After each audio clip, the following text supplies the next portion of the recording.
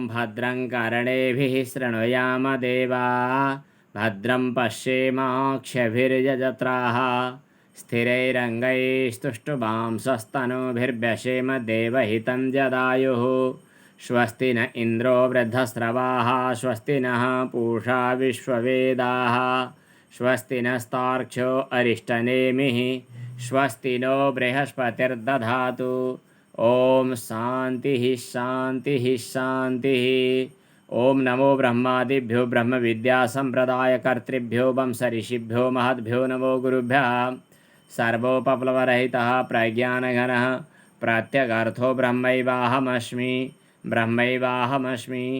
ओम अज्ञानतिमिरान्धस्य ज्ञानाञ्जनशलाकया चक्षुरुन्मीलितं येन तस्मै श्री गुरवे नमः। नारायणसमारम्भां शङ्कराचार्यमध्यमाम् अस्मदाचार्यपर्यन्तां वन्दे गुरुपरम्परां। श्री सद्गुरुचरणकमलेभ्यो नमः।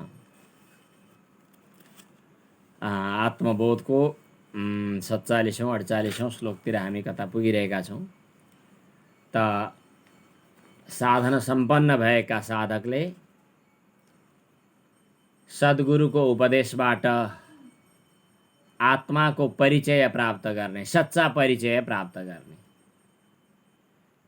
गलत परिचयले दुःख दिइरहेको छ, यथार्थ परिचय प्राप्त गर्ने। यथार्थ परिचय प्राप्त गर्दाको जो अनुभव हो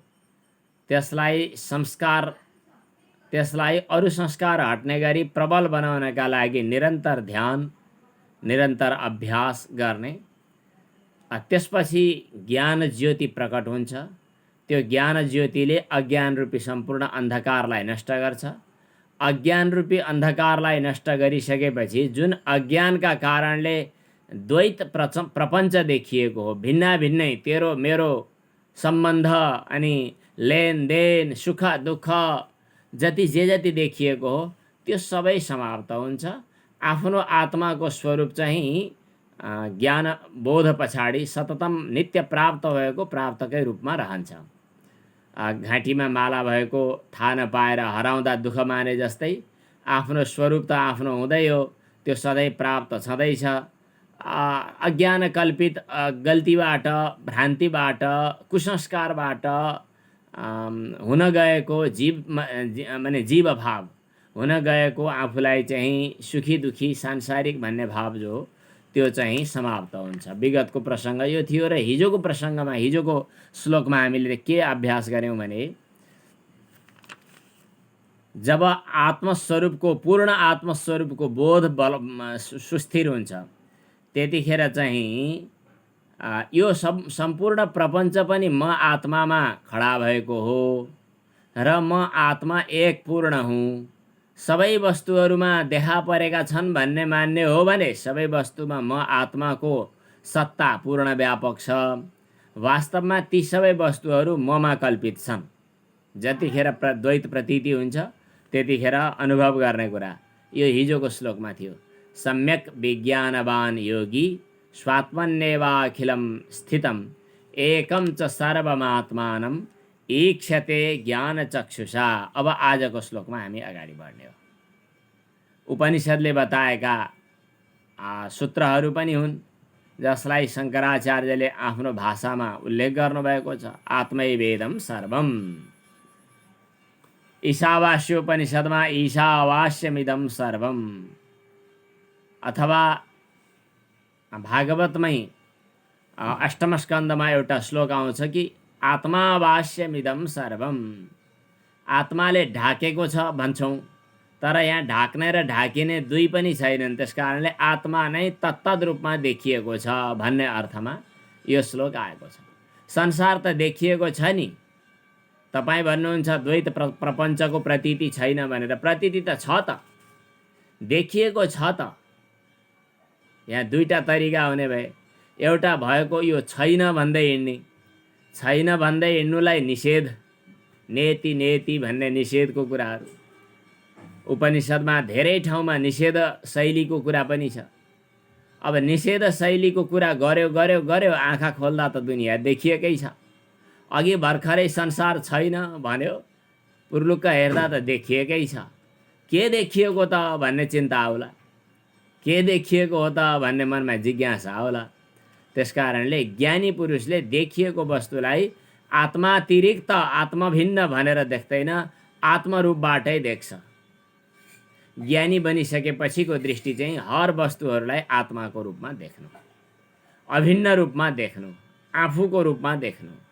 आफूभन्दा भिन्न हो कि होइन कि अहिले हामी भ्रान्तिमै अझै पनि होइन जस्तो पनि लागो उपदेश सुन्दा, तर फेरि प्रतीति भइ पनि राखेको छ।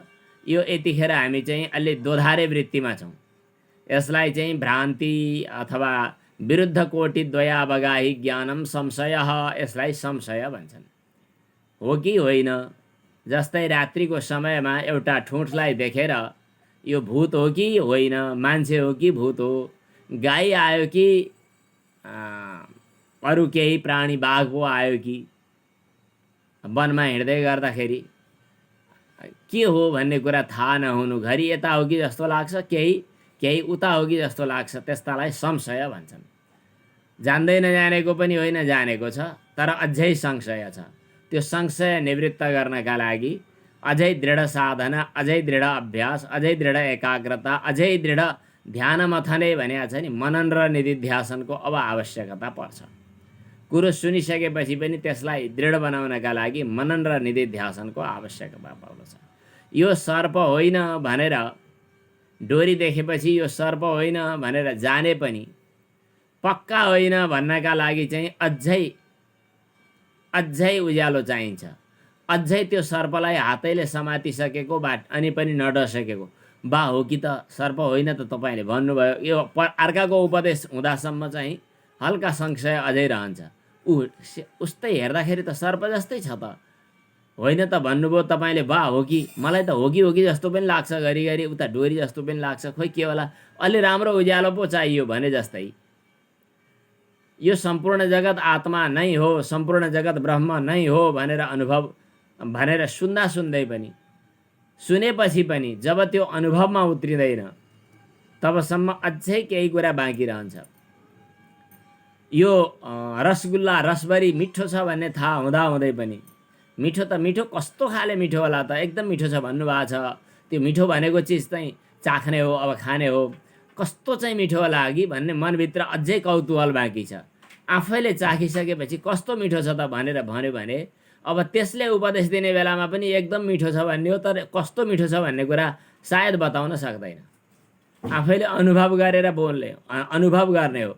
अनुभव गरेको कुरा बताउन नसकिने भएको हुनाले आत्मालाई वचनको गोचर होइन, वचनले प्रकट गर्न सकिँदैन, अनिर्वचनीय छ भनेर बताएको। धेरै ठाउँमा उपनिषदहरूको हरेक पङ्क्तिमा यो आइरहेको छ। अनुभवै गरेर अनुभव गर्ने हो, आफैले अनुभव गर्ने हो, साँच्चै कुरो त त्यही हो, तर अनुभवको नजिकमा पुर्याइदिने काम चाहिँ शास्त्र वचनले पनि गर्दछन्। अनुभवको नजिकमा पुर्याइदिने, ढोकाको भित्रसम्म पुर्याएर छोडिदिने। अब ढोकाभित्र गएर त्यहाँको अनुभव गर्ने चाहिँ दुई गएर हुँदैन, त्यहाँ एउटै जानुपर्दछ। त यहाँ प्रसङ्ग यही चलिरहेको छ कि यो सम्पूर्ण जगत आत्मा हो भन्ने कुरा गुरुको उपदेशबाट सुन्यौँ, तर हेर्दाखेरि चाहिँ व्यवहार द्वैत प्रपञ्च देखिएकै छ, पिता पुत्र देखिएकै छ, गुरु शिष्य देखिएकै छ, पति पत्नी देखिएकै छ, सम्पत्ति देखिएकै छ, स्वस्वामी भाव देखिएकै छ। अब स्वस्वामी भाव देखिएको छ, पिता पुत्रको भाव देखिएको छ, पति पत्नीको भाव देखिएको छ, शत्रु मित्र समेत देखिएकै होला। त्यो परिस्थितिमा आत्माभन्दा भिन्न वस्तु देखिएकालाई कसरी हेर्ने त, अघि भनेको कुरा कसरी मिल्छ त, यसको समाधान यो श्लोकमा। अब श्लोकको वाचन गरौँ। आत्मैवेदं जगत सर्वम्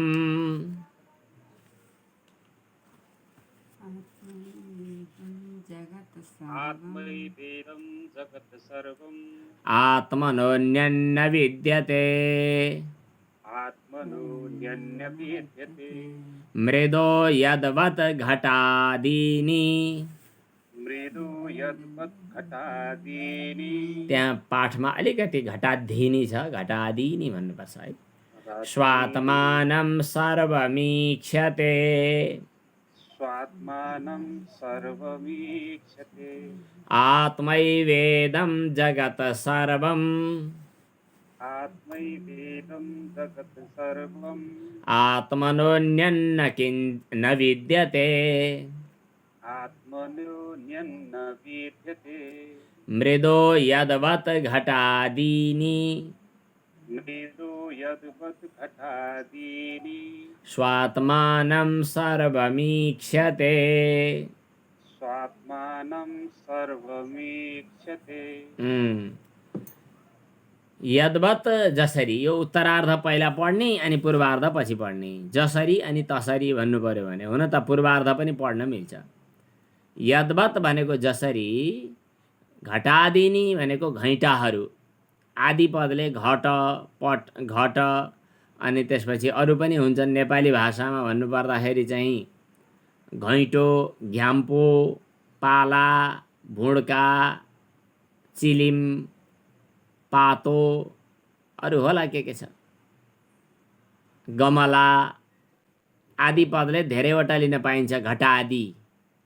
यद्वत् भनेको जसरी, घटादिनी भनेको घैँटाहरू, घैँटाहरू भन्नाले माटोबाट पैदा भएका यावत पदार्थहरू। मृदः भनेको माटोबाटै पैदा भएका हुन्, अर्थात् माटो नै हुन् भन्ने कुरा थाहा हुन्छ। मृदः भनेको मृत, मृदौ मृदः, माटोहरू नै हुन्। तथा त्यस्तै इदम सर्वम जगत, यो सम्पूर्ण जगत आत्मा एव, आत्मा नै हो। जसरी घैँटोहरू चाहिँ सबै माटो नै हो, त्यसै गरी देखिएका जति पनि प्रतीति छन् ती सबै घैँटो नै हुन्, के आत्मा नै हुन्। आत्मनः अन्यत न विद्यते, आत्मादेखि बाहेक अरू कुनै पनि छैनन्। यस प्रकार ज्ञानी व्यक्तिले सर्वम भनेको सम्पूर्ण पदार्थहरूलाई स्वात्मानं भनेको स्वको रूपमा अनुभव गरिएको आत्मा नै हो भनेर ईक्षते देख्दछ।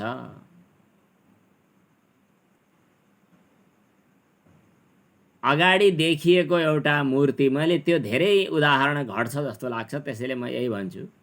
अगाडि देखिँदै गरेको मूर्ति के देख्ने भन्ने कुरा हो। त्यसलाई कलाको दृष्टिले हेर्ने हो भने राम्रो नराम्रो कलाकारको कलासँग जोडेर पनि हेर्न सकिन्छ। अब व्यापारीको दृष्टिले पैसोसँग तुलना गरेर हेर्न पनि सकिन्छ। अनि भारी बोक्ने मान्छेलाई गरुङ्गो कि हलुङ्गो भनेर हेर्न सकिन्छ। हनुमानको मूर्ति बोकेर राजस्थानबाट कति सुन्दर कति राम्रो मूर्ति भनेर लिएर आयो। पहिले पहिले देवघाटमा पुल तर्दा गाडी उताबाट जाँदैन थियो, यताबाट मान्छेले बोकाएर लिएर जानु पर्दथ्यो।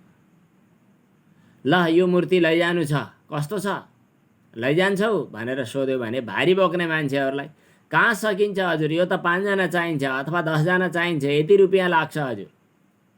अब उसलाई भारी बोक्ने कुरामा यो उसको वेट, उसको भारी, उसको गरुङ्गोपनसँग उसलाई तुलना छ न। त्यो मूर्तिको सुन्दरता अनि मूर्तिको मूल्य अनि मूर्तिको यथार्थ अधिष्ठान के हो त्यो कुराको उसलाई मतलब छैन, किनभने ऊ भारी बोक्ने दिमागले बसिरहेको छ।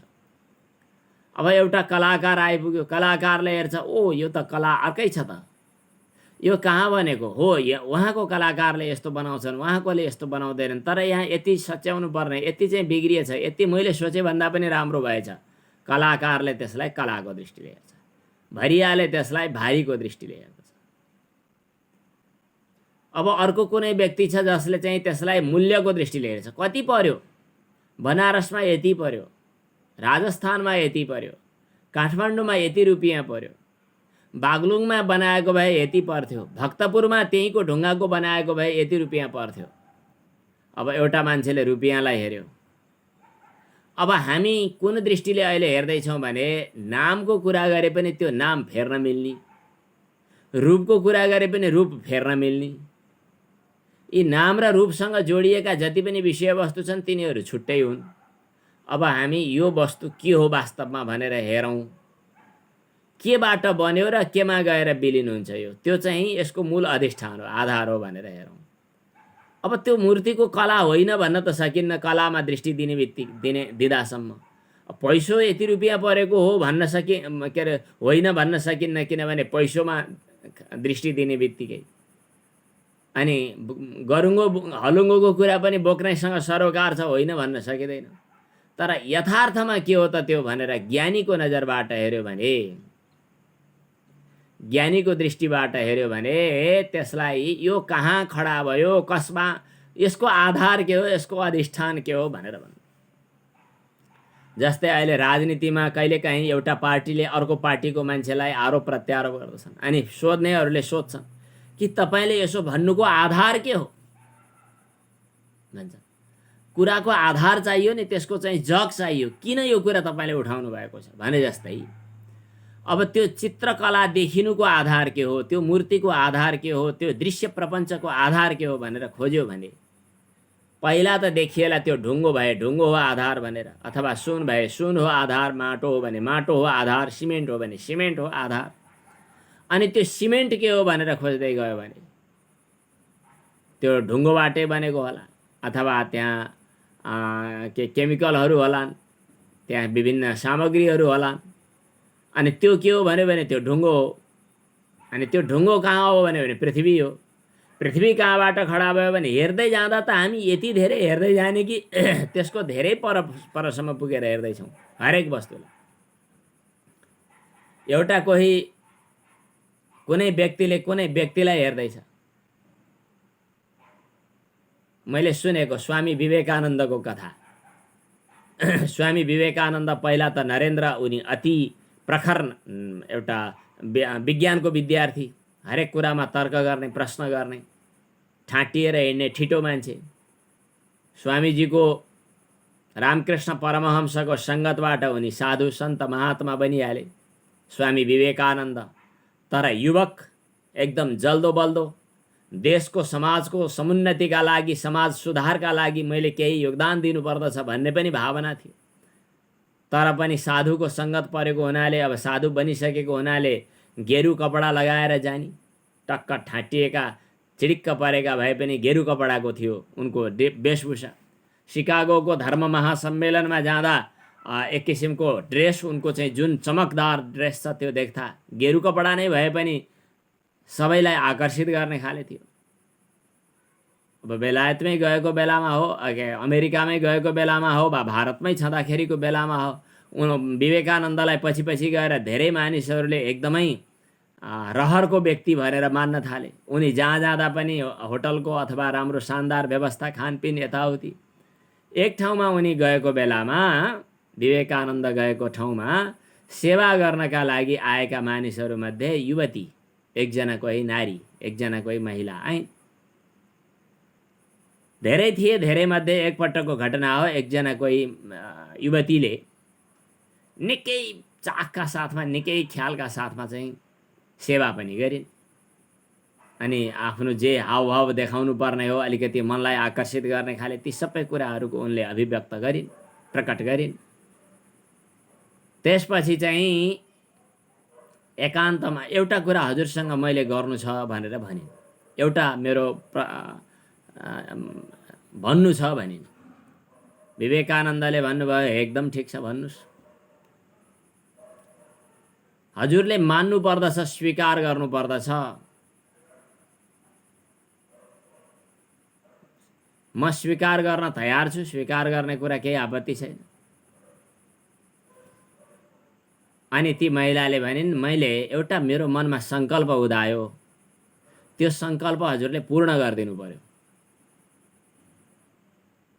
अनि विवेकानन्दले भन्नुभयो, ठिक छ, सङ्कल्प पूर्ण गरिदिने। के हो सङ्कल्प भनेपछि उनले भनिन् कि म हजुर जस्तै छोरो पाउन चाहन्छु।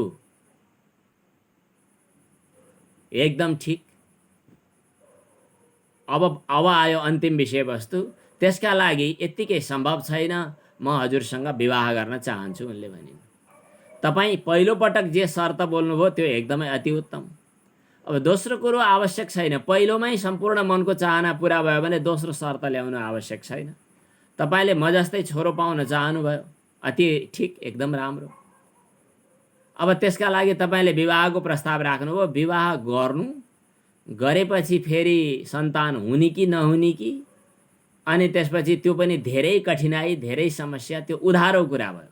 विवाह गरेर मसँग विवाह गरेर म जस्तै छोरो पाउनु चाहिँ धेरै उधारो र धेरै टाढोको कुरा भयो। त्यो होइन मैले हातोहात तपाईँको चाहना पुरा गरिदिन्छु के त भन्दा म नै तपाईँको छोरो भइदिएँ। मलाई तपाईँले छोरो स्वीकार गर्नुहोस्, म तपाईँलाई आमा स्वीकार गर्छु। तपाईँ मेरो आमा, म तपाईँको छोरा। तपाईँको चाहना अहिले भर्खरै पुरा भयो। अहिले भर्खरै पुरा हुन्छ भने 5 वर्ष 2 वर्ष किन कुर्ने?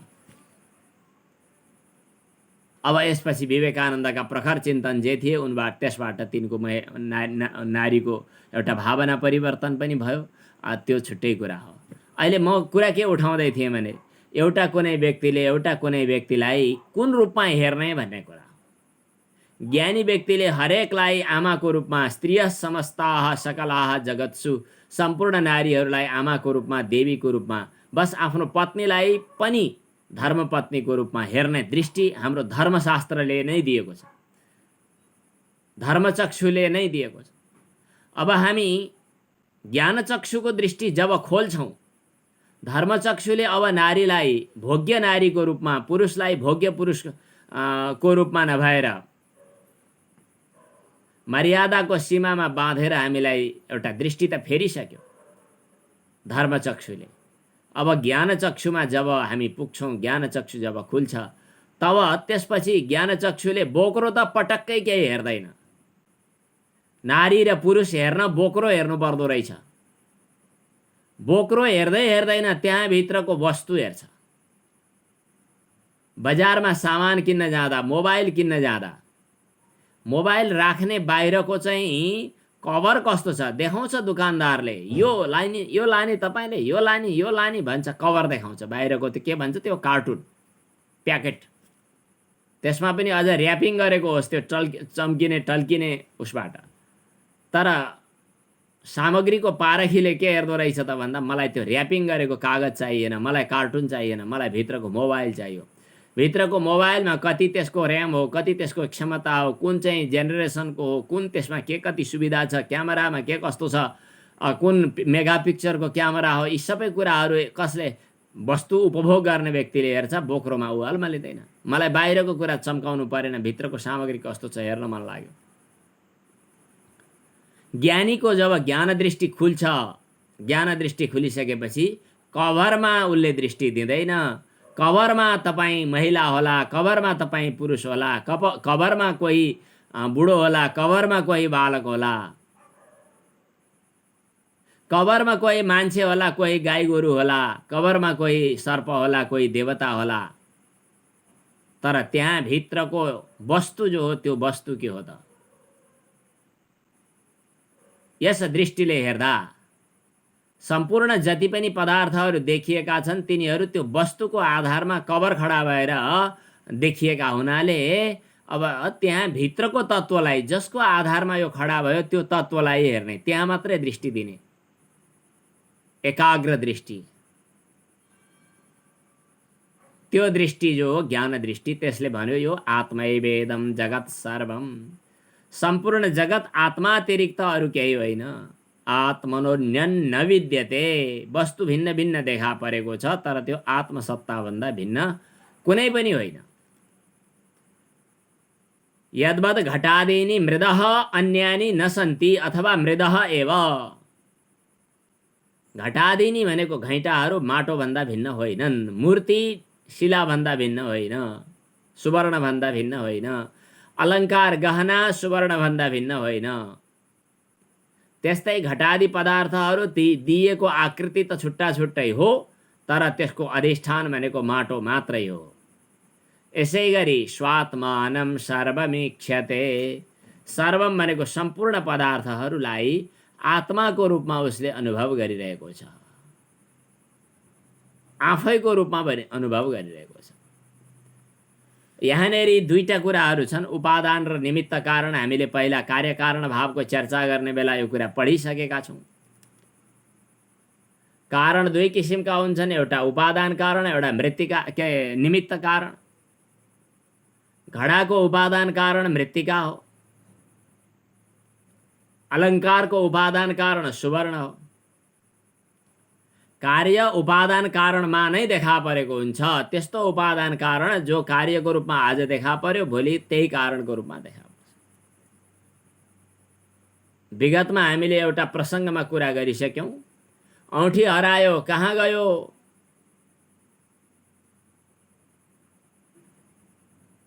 धेरै औँठीहरू, धेरै ती पुराना गहनाहरू अब अहिले परिवर्तन भएको सिजन छ अथवा फेसन छ।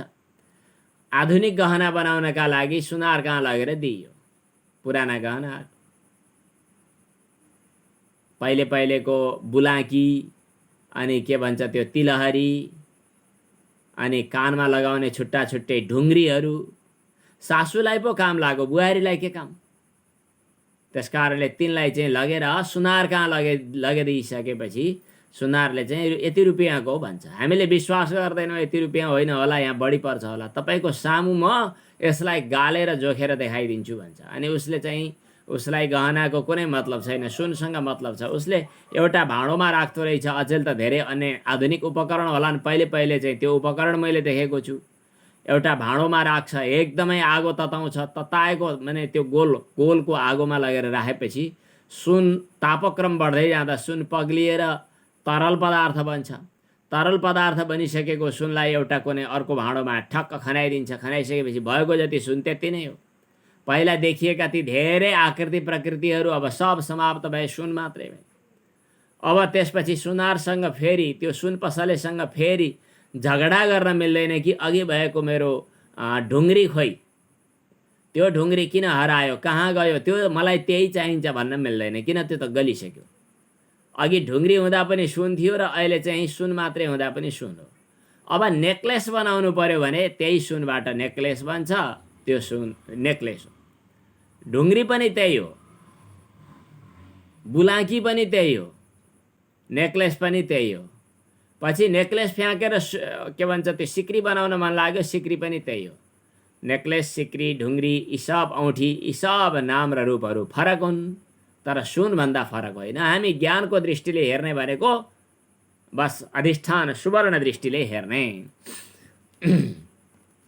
जसरी कार्यहरू उपादान कारणभन्दा भिन्न हुँदैनन् लोकमा, त्यसै गरी उपादान कारणको रूपमा पनि हामी त अभिन्न निमित्तोपादान कारण आत्मा भनेका छौँ। अभिन्न निमित्तोपादान कारणको रूपमा रहेको आत्माभन्दा भिन्न अरू वस्तुहरू छैनन्। त्यसकारणले ज्ञानी पुरुष सम्पूर्ण प्रपञ्चलाई आत्मस्वरूप मात्रै देख्छन्। उपादानको कार्य उपादेय घटादि पदार्थहरूलाई उपादान कारणभन्दा भिन्न देख्न सकिँदैन। भिन्न देख्नु अज्ञान हो। हामी ज्ञान दृष्टिको कुरा गर्दैछौँ।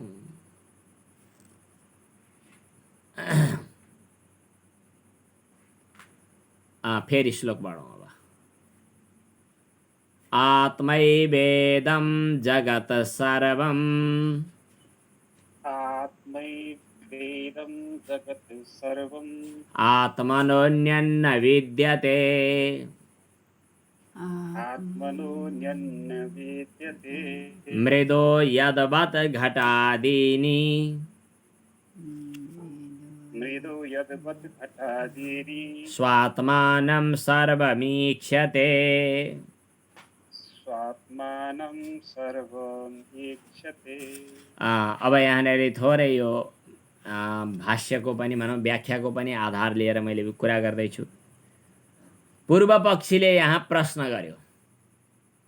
आत्मैवेदम जगत सर्वम भनेर अगाडि बताइएको थियो। पूर्व पक्षीले भन्यो यो हुन सक्दैन।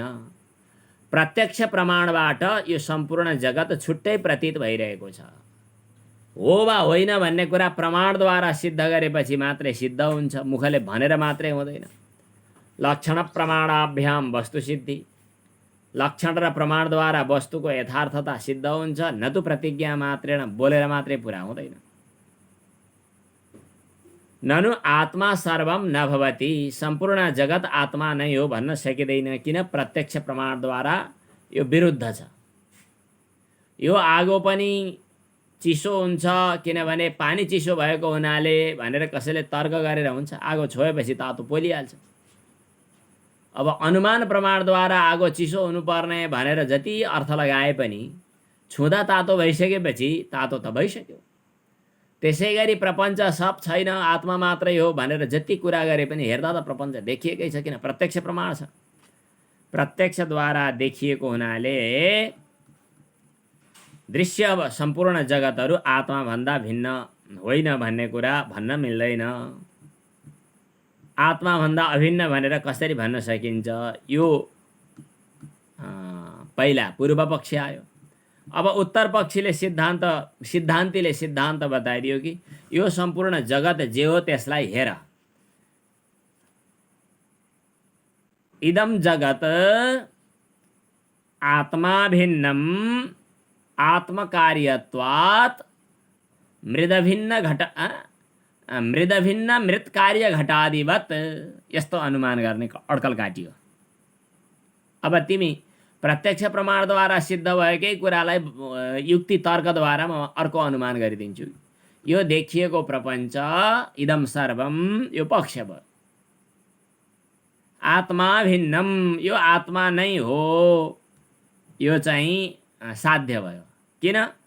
आत्मकार्यत्वात्, आत्माधिष्ठितत्वात्, आत्मोपादेयत्वात्, आत्माको अधिष्ठानमा देखा परेको हुनाले, आत्माको विवर्त भएको हुनाले, आत्मामा नै खडा भएको हुनाले, जो वस्तु जहाँ खडा हुन्छ र जहाँ विलिन हुन्छ त्यो वस्तु त्यो आफ्नो अधिष्ठानभन्दा फरक हुँदैन। जस्तै घटादि मृद भिन्न घटादिवत,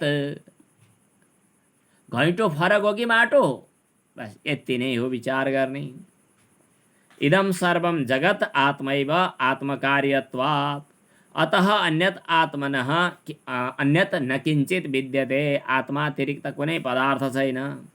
यथा घटशरावादि मृत अन्यत न भवति, घैँटो शराब आदि मृतभन्दा माटोभन्दा फरक छैन। अब हाम्रो शरीर पनि माटोभन्दा फरक छैन। त्यसकारणले बुझ्ने मान्छेले यसलाई चाहिँ माटो नै भन्ठान्छन्। ज्ञानी व्यक्तिले दुनियाँलाई हेरेर मुस्कुराउँछ, यो ईश्वरको लीला र ईश्वरको अभिव्यक्ति देखेर। सांसारिक तुच्छ व्यक्तिहरू वस्तुलाई पृथक पृथक रूपमा अनुभव गरेर राम्रो वा नराम्रो भनेर मुस्कुराइरहेका छन्। तर दृष्टि यथार्थ ज्ञानीको हुन्छ, अयथार्थ दृष्टि सांसारिकको हुन्छ। मृद घटशरावादि मृदन्यत न भवति, घैँटोमा देखा परे मतलब घैँटो आदि पदार्थहरू माटोभन्दा फरक छैनन्। अतः आत्मनि एव सर्वं दृश्यजातं न भेदेन ईक्षते पश्यति इत्यर्थ। यो सम्पूर्ण दृश्य प्रपञ्च आत्मामा नै खडा भएको हुनाले आत्माभन्दा भिन्न हो भनेर न पश्यति इत्यर्थ। यो कुरा उपनिषदमा छान्दोग्य उपनिषदमा आयो। सदैव सौम्य इदमग्र आसीत्, यो सम्पूर्ण जगत सतबाटै खडा भएको हो। सन्मूलः सौम्य इमाः प्रजाः, यी सम्पूर्ण प्रजाहरू सतमूलक छन्, अर्थात् यिनीहरूको मूल सत नै हो। सत अधिष्ठानमा खडा भएका असत नामरूपात्मक प्रपञ्च हुन्। तर नामरूपात्मक प्रपञ्च अथवा नामरूपमा दृष्टि दिएर असत हो भन्ठाने पनि खोजीमेली गर्दै जाँदा अन्तिममा सतमा नै पर्यवसित हुन्छन्। सत्मूलाः सौम्य इमाः प्रजाः, यो उपनिषदको वाक्यांश हो। अनि वाचारम्भणं विकारो नामधेयं मृत्तिकेत्येव सत्यम, यो सब माटो, जसरी माटोबाट बनेका वस्तुहरू माटोभन्दा फरक छैनन्। वाणी उच्चारण गर्नु फरक हो, भन्नु वाणी विलास मात्र हो। सर्वं खलु ब्रह्म नेह नानास्ति किञ्चन इति श्रुतेः, सर्वं खलु इदं ब्रह्म नेह नानास्ति किञ्चन, यो सबै ब्रह्म हो, ब्रह्मभन्दा भिन्न केही होइन इत्यादि श्रुति वचनहरू पनि आएका छन्। त्यसैले यो आत्मैवेदम जगत सर्वम। अब फेरि एकपटक वाचन गर्ने अनि अगाडि बढ्ने। अर्को मन्त्र पनि, अर्को श्लोक पनि पढ्नुपर्छ आज। आत्मैवेदम जगत सर्वम, आत्मैवेदं जगत् सर्वम्, आत्मनोऽन्यन्न विद्यते, आत्मनोऽन्यन्न विद्यते मृदो यद्वद् घटादीनि मृदु यद्वद्घटादीनि स्वात्मानं सर्वमीक्षते। स्वात्मानं सर्वमीक्षते। अब यसपछि अर्को श्लोक है। विद्वानको दृष्टिले अब जीवन मुक्तिको वर्णन। हामीले जीवन मुक्तिका कुरा र जीवन मुक्तिका कुराहरू अनि चाहिँ सद्यो मुक्तिका कुराहरू पहिला गरेका पनि थियौँ। अब जीवन मुक्तिको वर्णन। जीवन एकछिन है त, मुक्तिस्तु होइन है, मुक्तस्तु पढ्नुपर्ने हुन्छ। ल भइहाल्यो। जीवन मुक्तस्तु तद विद्वान् जीवन मुक्तस्तु तद् विद्वान् पूर्वोपाधि गुणान् त्यजेत् पूर्वोपाधि गुणां त्यजेत् सच्चिदानन्दरूपत्वात् सच्चिदानन्दरूपत्वात् भवेद् भ्रमरकीटवत् भवेत् भ्रमरकीटवत् जीवन्मुक्तस्तु तद् विद्वान् जीवन्मुक्तस्तु तद् विद्वान् पूर्वोपाधि गुणान् त्यजेत् पूर्वोपाधि गुणां त्यजेत् सच्चिदानन्दरूपत्वात् सच्चिदानन्दरूपत्वात् भवेद् भ्रमरकीटवत् भवेत् भ्रमरकीटवत्। यो श्लोकमा अब जीवन मुक्तको लक्षणहरू बताइयो। जीवन मुक्तस्तु, जो जीवन मुक्त भएको व्यक्ति छ, तत् विद्वान, जीवन मुक्त भएको व्यक्तिले तत् विद्वान भनेको यो कुरा बुझेर, यो कुरा भनेको आत्मा सत्ता बाहेक अरू कुनै पनि सब वस्तुहरू छैन, अथवा छ भने जे छ त्यो आत्मा नै हो। अब छैन भन्ने र टिपेर फ्याँक्ने कि भएका वस्तुहरूलाई आत्माकै रूपमा अनुभव गर्ने, देखिएको वस्तुलाई जे देखियो त्यसलाई आत्माको रूपमा अनुभव गर्ने भन्नु कि भएको वस्तुलाई होइन यो होइन त्यो होइन भनेर टिप्दै उता फ्याँक्दै गर्नु। यहाँ टिप्दै उता फ्याँक्दै गर्दा वस्तु सत्तालाई स्वीकार गर्नु पर्यो। त्यसकारणले पृथक सत्तालाई स्वीकार नगर्नका लागि जे वस्तु देखिन्छ त्यो चाहिँ आत्मस्वरूपकै अनुभव गर्नु, यो चाहिँ अझ रमाइलो। तत् विद्वान भनेको जीव र ब्रह्मको एकतालाई बुझेर, अथवा आत्मरूप अधिष्ठानमा सम्पूर्ण प्रपञ्च खडा भएको छ भन्ने बुझेर पूर्वोपाधि गुणान् त्यजेत्। आजसम्म हामीले कल्पना गरेका जति उपाधिहरू थिए अथवा औपाधिक गुणहरू थिए, ती गुणहरूलाई त्यजेत् भनेको त्यागिदिनु। उपाधिका गुणहरूलाई, पहिले उल्लेख गरेका उपाधिका गुणहरूलाई त्यागिदिनु। कसरी त्याग्नु त? अनि आफू के हुनु त भन्दा सच्चिदानन्द रूपत्वात्, आफू सच्चित आनन्द स्वरूपको अनुभव गर्नु। उपाधिरहित ब्रह्मरूप, ब्रह्मज्ञानी बनेको छ, ब्रह्म नै बनेको छ। ब्रह्मवेद ब्रह्मैव भवति, ब्रह्मवित् ब्रह्मैव भवति। ब्रह्मज्ञ भइसकेपछि ऊ स्वयं ब्रह्म बनिसकेको छ। र भ्रमरकीटवत् भवेत्,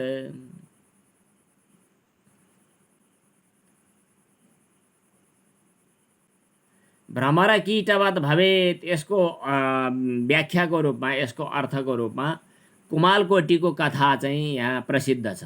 कुमालकोटी भन्ने एउटा सानो किरा हुन्छ। अब मैले भौतिक रूपमा नै प्र्याक्टिकल्ली प्रयोगात्मक रूपमा गएर हेरेको, पुरै अनुसन्धान गरेको त छैन, तर मैले यो कुरा सुनेको छु।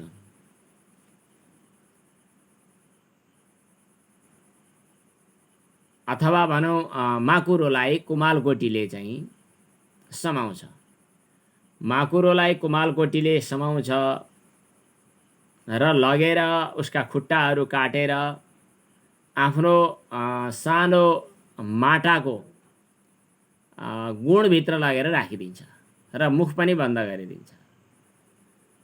अनि बिस्तारै केही समय पछाडि त्यो माकुरो चाहिँ एकदम यति धेरै तर्सिएको हुन्छ कि उसले चाहिँ आफूलाई कुमालकोटीको रूपमा चाहिँ एउटा किराको रूपमा आफूलाई अनुभव गर्छ। गर्दा गर्दा गर्दा गर्दा समयान्तरमा उसको चिन्तन गर्दा गर्दै ऊ त्यही नै हुन्छ। जसको चिन्तन गर्यो त्यो त्यही नै हुन्छ, तदाकारै हुन्छ भन्ने ज्यादै प्रसिद्ध छ। त्यसै गरी ब्रह्मानुभव हुन त त्यो यो अहिले जे बताइयो यो चाहिँ त चिन्तन गर्दा गर्दै नभए पनि हुन्छ भन्ने खाले चाहिँ शैलीमा आएको उदाहरण जस्तो देखियो। त्यसो होइन, यथार्थमा त्यही हो, त्यस कारणले त्यही हुन्छ। अन्य भ्रान्ति मात्रै निराकरण गर्ने हो। यहाँ भ्रमात्मक अथवा त्यो अध्यासात्मक अथवा आग्रहात्मक जस्तै कसैले चाहिँ म आफू यस्तो बन्न चाहूँ भन्दा भन्दै ऊ त्यस्तै भयो भनेर भन्दै गर्दाको द्वैत प्रतीतिसँग पनि यहाँ सम्बन्ध छैन। सच्चिदानन्द रूपत्वात् भवेत् भ्रमर कीटवत्। अब जीवन मुक्तस्तु मैले टीकाको आधारमा पनि कुरा गर्दछु। यस प्रकार जीवन मुक्त भएको व्यक्तिले भन्नाले कस्तो अवस्थामा जीवन मुक्त हुन्छ त भन्दा अनादि अविद्या परिकल्पित स्थूल शरीरादि उपाधि गुणान परित्यजन अयमेव जीवन मुक्तः इति उच्यते। अनादिकालदेखि चलिआएको अविद्याको प्रवाह, त्यही अविद्याद्वारा कल्पित भएको स्थूलादि शरीरोपाधि, स्थूल शरीर रूप उपाधि, सूक्ष्म शरीर रूप उपाधि, ती उपाधिका गुणहरूलाई परित्याग गर्दै आफ्नो स्वस्वरूपमा स्थिर भएको व्यक्तिलाई चाहिँ, स्वस्वरूपानुभवमा दृढ भएको व्यक्तिलाई जीवन मुक्त भनेर भनिन्छ। त्यो जीवन मुक्त व्यक्ति सच्चिदानन्द रूप धर्मवाला बन्छ। सच्चिदानन्द धर्मवाला बन्छ भन्न मिल्दैन, ऊ स्वयं सत बन्छ। हामीले एउटा श्लोक पहिला पढ्यौँ होला, सत्यम ज्ञानमनन्तं नित्यत्वं चेति सन्ति धर्माः अपृथक्त्वेपि चैतन्यात् पृथगिवा भासन्ते। आत्मामा सत्य स्वरूप सत्य धर्म छ, सत्ता धर्म छ भनेर भन्न मिल्दैन। आत्मा स्वयं सत हो। धर्मको रूपमा कहिलेकाहीँ भन्नका लागि बताइयो, तर त्यहाँ धर्मधर्मी भाव छैन। धर्मधर्मी भाव भन्दा छ भन्ने हो भने द्वैतापत्ति हुन्छ। त्यस कारणले ऊ स्वयं सच्चिदानन्द रूप छ। भ्रमर कीटवत् साक्षात् ब्रह्म भेजे प्राप्नोति इत्यर्थ। साक्षात् ब्रह्मानुभवमा ऊ स्थिर हुन्छ। अब फेरि श्लोक उच्चारण गरौँ, अगाडि बढौँ है त। जीवन मुक्तस्तु तद विद्वान्, जीवन मुक्तस्तु तद विद्वान् पूर्वोपाधि गुणान् त्यजेत्, पूर्वोपाधि गुणान् त्यजेत् सच्चिदानन्द रूपत्वात्, सच्चिदानन्द रूपत्वात् भवेद् भ्रमर कीटवत्, भवेत् भ्रमर कीटवत्। ठिक छ। आज हामीले प्रसङ्गलाई यहीँ उपसंहार गर्दछौँ र आज हामी चाहिँ विशेष गरी ब्रह्मनिष्ठा र ब्रह्मविचारमा बस्ने समूह, जो परम्परागत रूपमै ब्रह्मविचारको मात्र जिम्मेवारी प्राप्त भएको छ, त्यो हामी ब्राह्मणहरू। ब्रह्म जानाति ब्राह्मण भन्ने पनि प्रसिद्ध छ। ब्रह्म जानाति ब्राह्मण।